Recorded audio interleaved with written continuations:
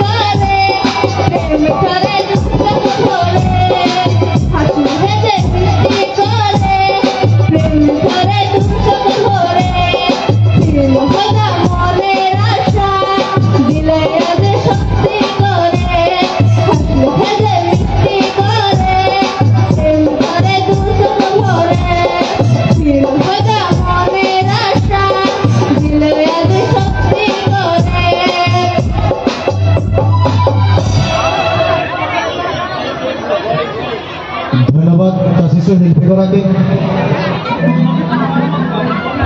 শ্রদ্ধা দর্শক,